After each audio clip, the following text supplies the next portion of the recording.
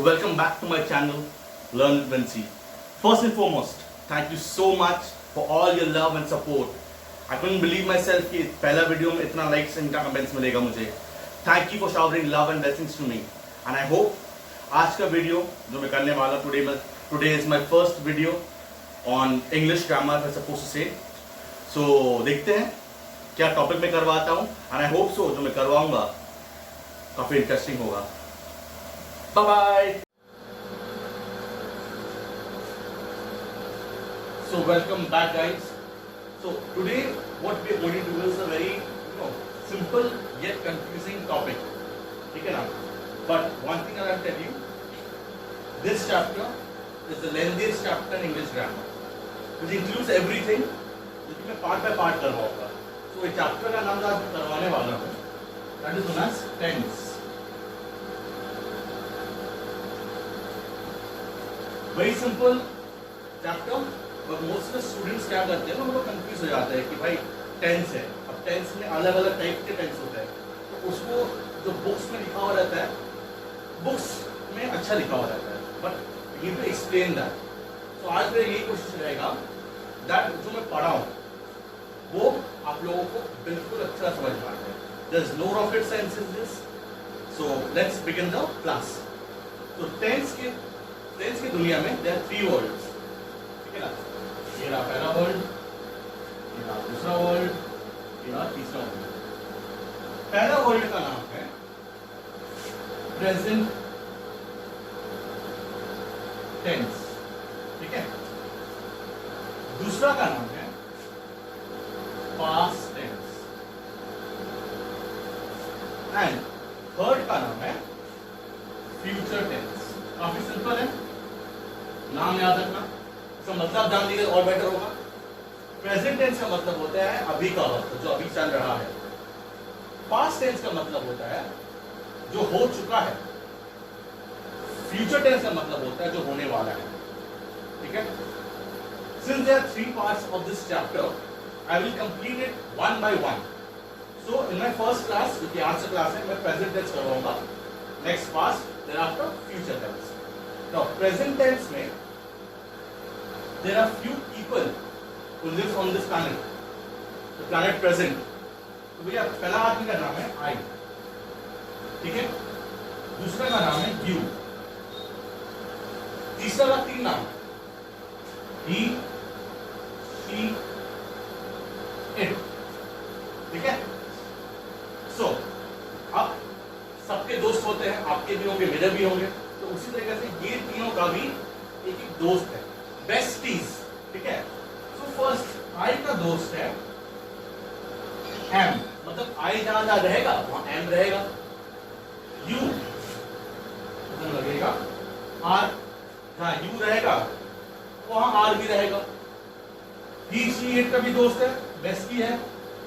Is, सो आई का लगेगा am always, you का संग लगेगा are always, he she it के संग लगेगा इज ऑलवेज.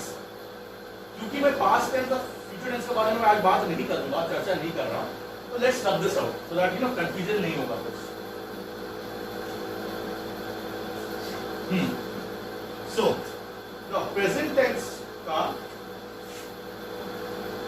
चार सब डिविजन है. अगर नॉर्मल भाषा में बोलो तो चार बेटे हैं. जैसे एक परिवार में बेटा बेटी होते हैं ना, तो इसके भी चार बेटे हैं. पहला बेटा का नाम है, या बेटा या बेटी पकड़िए जो आपको कंफर्टेबल लगे. Simple present tense. Number two present continuous tense.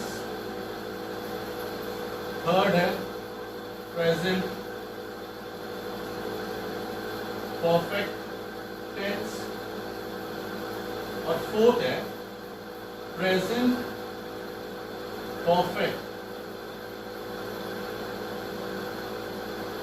Continuous tense. तो मैंने बोला था चार बेटे हैं, चार बेटियां हैं, दो बेटा है, दो बेटी है, कुछ फर्क नहीं पड़ता. बट सिलेबस अकॉर्डिंग मैं बात करूं तो ये चैप्टर में करवा रहा हूं 3 + 3 + 4 + 5 + 6 + 7. ये 5 क्लास में आपका टेंस करवाया जाता है, मगर फर्क ये बात का है दैट इन ईच क्लास जब क्लास लेवल बढ़ता है तो standard of this chapter increases. तो मैं एक ही बार में सबको लेते हुए आगे बढ़ूंगा, तो जो आपका बुक में हो उस प्रकार समझिएगा, क्योंकि ये सारा ही बुक में रहता है, every book has it, because this is the godfather of grammar. Sentence formation का एक बेसिक फंडा होता है जो ये सिखाता है हम लोग को, तो this is in every book. हाँ, एक्सप्लेनेशन अलग अलग होता है, तो जो मैं एक्सप्लेनेशन बता रहा हूँ that's from a standard book, ठीक है ना। मैं गूगल से भी सर्च करके आया हुआ हूँ, so all these are verified information, nothing no कोई रॉन्ग इंफॉर्मेशन दे रहा नहीं है। सो आईसीएसई सिलेबस के मुताबिक जो बच्चे लोग पढ़ते हैं वो लोग सिर्फ और सिर्फ ये 3 करते हैं, सिंपल प्रेजेंट टेंस करते हैं, प्रेजेंट कंटीन्यूअस टेंस करते हैं, प्रेजेंट परफेक्ट टेंस करते हैं। मगर डब्ल्यूपी जो बोर्ड होता है वो लोग प्रेजेंट परफेक्ट कंटीन्यूअस टेंस तक जाते हैं। हाँ, but there are few schools in ICSE boards जो फॉलो ये भी करते हैं, इसलिए मैं सोचा कि इसको भी लेता चलूं, कि अगर एक्सप्लेन करो तो पूरा ही एक्सप्लेन करूंगा, तो प्रेजेंट परफेक्ट कंटीन्यूअस टेंस को भी मैं करवाऊंगा, बट इस क्लास में मैं सिर्फ ये 3 करवाऊंगा because it is the first class. तो प्रॉब्लम ये हो जाएगा ना कि अगर ज्यादा समझाऊंगा तो भले आपको भी समझ में आ जाए, पर बाद में हो सकते हो। And now I will begin with notes. मैं लिखूंगा, you will have to carry a pen and a paper, copy it down by pausing the video, and अगर मान लो कुछ ऐसा कुछ मैं बोलता हूँ जो समझ में ना आए, rewind it and watch it once again, ठीक है। So we start with simple present tense now। बड़ा सिंपल कॉन्सेप्ट है। प्रेजेंट टेंस को अगर समझ गए, पास्ट टेंस फ्यूचर टेंस हलवा हो जाएगा। So make sure you give full concentration on this part, ठीक है। तो आगे बढ़ते हैं। So guys, I was talking about present tense, right? So simple present tense start करते हैं, क्योंकि भैया वर्ड से समझ में आ रहा है कि बड़ा सिंपल है ना। सिंपल प्रेजेंट टेंस का मतलब होता है जो अभी चल रहा है ना। हर एक, जब मैं बात करूंगा हर एक टाइप का, चाहे वो कंटिन्यूअस हो या परफेक्ट हो, एक मैं फॉर्मेशन बताऊंगा, ठीक है ना। फॉर्मेशन मतलब क्या होता है? तौर तरीका। तो स्कूल जाते थे, पर्टिकुलर यूनिफॉर्म होता है राइट हम लोग के पास। सो इसमें भी तौर तरीका कि इसको फॉलो करेंगे तभी जाके प्रेजेंट टेंस सेंटेंस बनेगा, वरना नहीं बनेगा, ठीक है। सो फॉर्मेशन क्या है? Formation I am telling you basic, एकदम बेसिक समझा रहा हूं, ताकि बेसिक अगर समझ में आ गया तो भाई सब कुछ समझ में आ जाएगा। सो बेसिक फॉर्मेशन क्या होता है सिंपल प्रेजेंट टेंस का? वो आता है सब्जेक्ट। सब्जेक्ट क्या होता है? वो हिस्ट्री, ज्योग्राफी, मैथमेटिक्स, इंग्लिश नहीं। सब्जेक्ट क्या होता है? कोई भी इंसान या कोई भी चीज, ठीक है। इससे हमारे बात होने वाला है, क्लास 6 कॉन्सेप्ट बता रहा हूँ। सब्जेक्ट मतलब एक इंसान। अगर एज अ पेरेंट देख रहे वीडियो को, बच्चे पूछता है सब्जेक्ट क्या होता है मम्मी, तो बोलिएगा सिंपल सा बात है बेटा, इंसान एक लिविंग थिंग। और कोई बात नहीं। सब्जेक्ट हो गया प्लस हेल्पिंग वर्ब और ऑक्सिलरी वर्ब। अरे भैया हेल्पिंग वर्ब और ऑक्सिलरी वर्ब क्या होता है? मैं तो बताया ही नहीं। हेल्पिंग वर्ब और ऑक्सिलरी वर्ब होता है वो दोस्त, जैसे कि आई का सब एंड होता है, बेस्टीज होता है ना, बेस्टीज, वो होता है ऑक्सिलरी वर्ब या तो हेल्पिंग वर्ब, ठीक है। टेक्निकल वर्ड तो इस्तेमाल करना पड़ेगा ना, मैंने विंसी ने सिखाया क्या, बस बोलते ही क्या। So plus action. Action basically verb होता है, काम करना होता है, ठीक है ना, कोई भी काम। तो ये एक जो बेसिक फॉर्मेशन है, इसको आपका बच्चा को फॉलो करना पड़ेगा while he or she is trying to speak in a present tense। Like मैं एग्जांपल से बताता हूँ, एग्जांपल दूंगा तो क्लैरिफिकेशन होगा।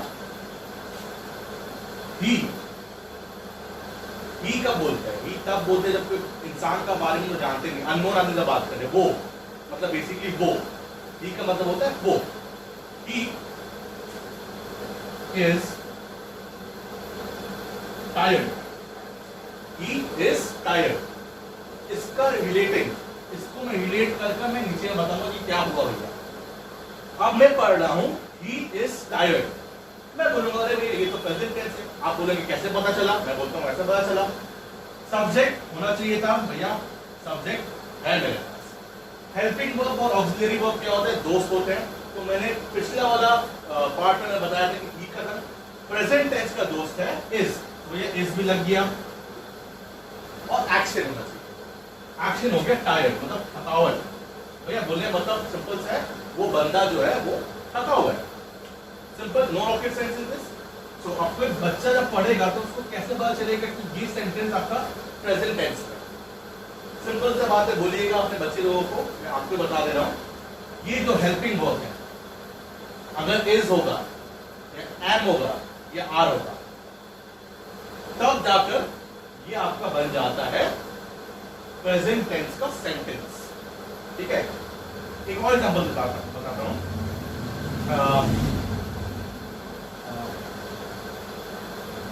They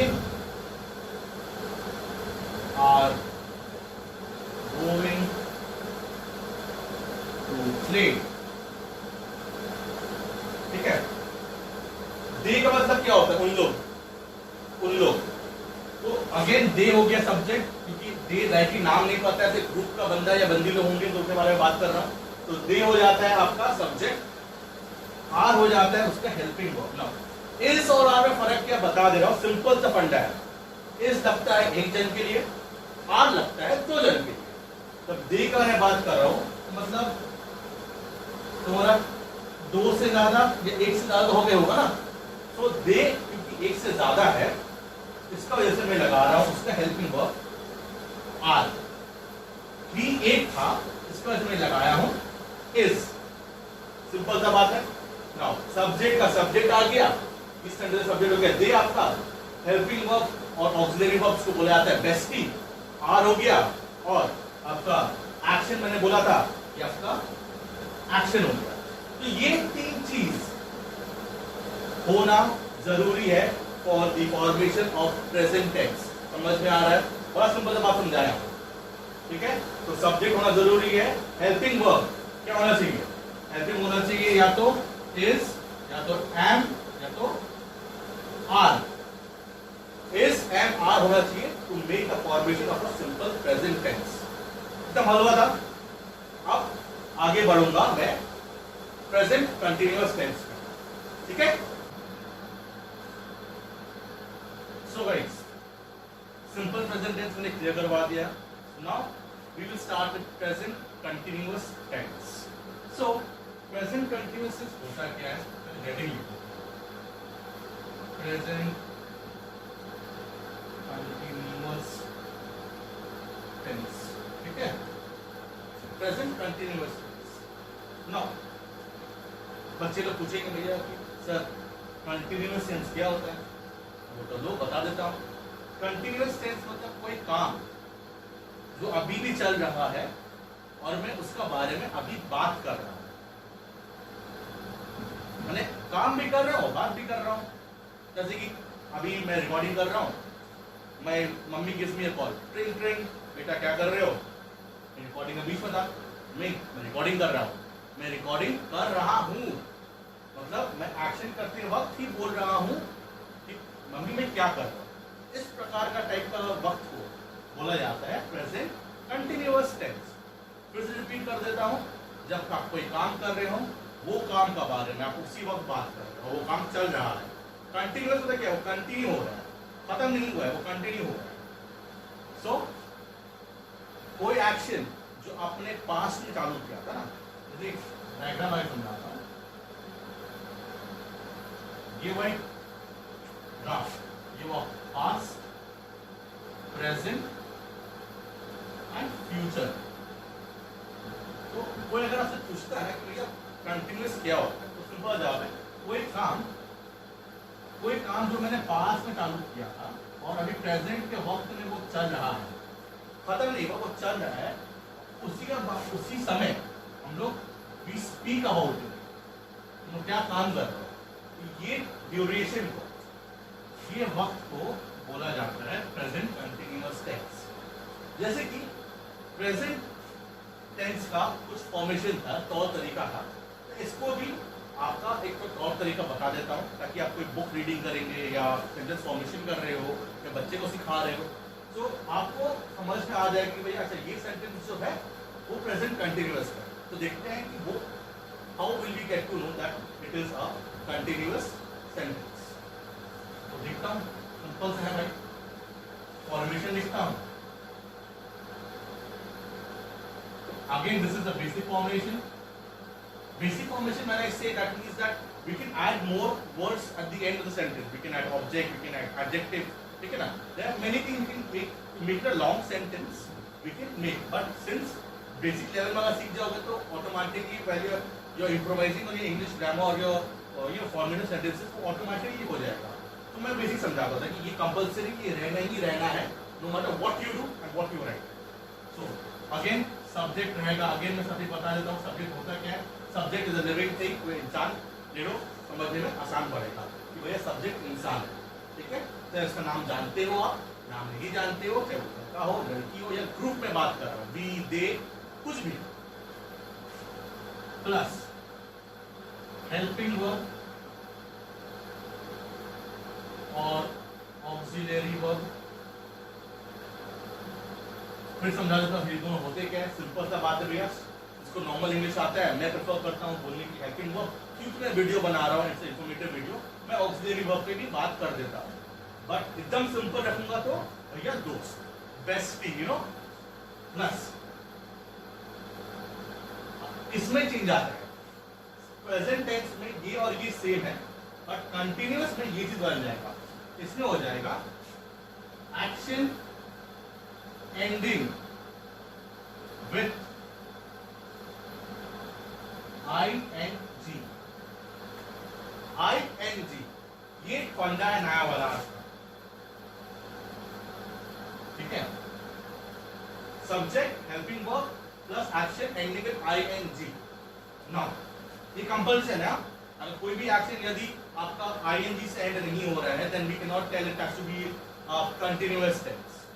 To make a sentence in a continuous tense, we all have to remember that we have to use an action where we will be having ing at the end of the action. Now, simple सा example देता हूँ, आपको समझ में आ जाएगा। Example, ठीक है, Ram is going to study।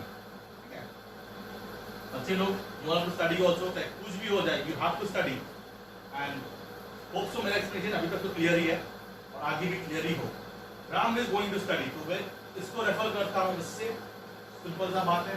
Subject इधर आ गया, ठीक है भैया, सब्जेक्ट क्योंकि एक था और क्योंकि ये प्रेजेंट टेंस में बना रहा हूं तो इज आ गया ऑटोमेटिकली, इसके हेल्पिंग वर्ब। क्लियर है? अब मैंने बोला था action ending with ing, that is to be compulsory, that is compulsory है। do whatever you want, but action जो रहेगा ये भाई साहब वो ing से एंड होगा, तो उसको तोड़ेंगे सर, तो go प्लस ing हो जा रहा है, और ing हम लोग चाहिए था एक्शन के अंत में, तो गोइंग मैं जाना चाह रहा है पढ़ने के, right. So Ram is going to study. ये sentence, this sentence is a present continuous tense. I can say why, because the action is ending with ing. Why this sentence is present continuous tense? Because this helping verb is in present tense. That is why ये present हो गया, ये continuous हो गया, that is why ये हो गया present continuous tense। ये था मेरा टाइप का explanation। एक और एग्जांपल देता हूँ, ठीक है ना। रोहन एंड मोहन, ठीक है, आर वॉकिंग। ठीक है, Rohan and Mohan walk, simple से रखता हूं, no hi fi English, no rocket science in this, simple से एक्सप्लेनेशन दे रहा हूं। यहाँ पर सब्जेक्ट, अब देखो सब्जेक्ट जरूरी नहीं है कि एक हो, मैं नाम नहीं पता तो ही लिख देते, राइट। अगर ग्रुप में बंदे लोग हैं या बंदी लोग हैं तो वी से दे, नाम नहीं पता है, सबका नाम जाना जरूरी भी नहीं होता है, बट क्योंकि सेंटेंस में रोहन एंड मोहन दिया होगा तो there are two subjects, first है Rohan, second one is Mohan, ठीक है। सब्जेक्ट क्लियर है, क्योंकि एक से ज्यादा है मतलब कोई भी चीज एक से ज्यादा होता है प्रेजेंट टेंस में तो लगेगा आपका आर, तो आर भी लग गया भैया, बेस्टी भी आ गया, तो राम एंड मोहन में उसका बेस्टी भी आ गया। अब था एक्शन एंडिंग में ING, वॉकिंग को अगर तोड़ेंगे वॉक प्लस ING